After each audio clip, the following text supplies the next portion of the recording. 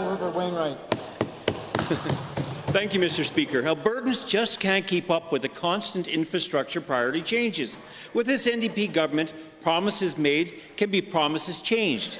And it seems like central and rural Alberta are going to be out of luck again. Another session and conditions are getting increasingly worse. At the Wainwright Hospital, pipes have burst, floors have been flooded, 35-year-old backup generators are at risk of failing in an emergency.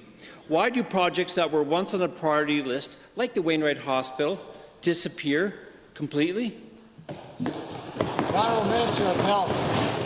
Thank you very much, Mr. Speaker, and to the member for the question. Of course, it's important to us that we make sure that we have appropriate investments throughout the province. That's one of the reasons why I'm so proud that we increased the infrastructure maintenance plan money that we have in our budget substantially over the last 2 years, Mr. Speaker, because for decades, since the deep cuts of the 1990s, we've seen investment in these important facilities that Albertans rely on languish. And, Mr. Speaker, on this side of the House, we're not going to cut deeper. We're going to make sure that we're investing in these facilities, just like the Wainwright Hospital, to make sure that they have opportunities to be there for generations to come, Mr. Speaker. I still wonder why that priority list project was dropped. Honourable member. Since healthcare infrastructure. Member. Again, no comments at the front end. Keep going.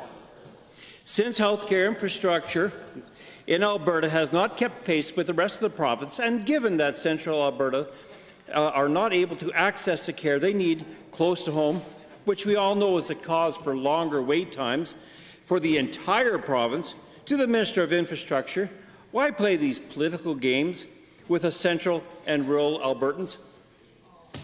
The Honourable Minister of Infrastructure. Well, thank you very much, Mr. Speaker, but you know, I don't think anything could be farther than the truth. We're not playing political games here. What we're doing is investing to make life better for Albertans throughout the province from one end to the other. Now, just recently, Mr. Speaker, if the honourable member's driven by Red Deer, he may have seen an infrastructure project under construction there. It's a Gates Avenue bypass, Mr. Speaker. If he goes a little bit farther north, he'll see construction that's taking place at Red Deer College, Mr. Speaker. There's investments in the hospital at Red Deer. Oh, and by the way, Mr. Speaker. Thank you, Honourable Minister. Thank you.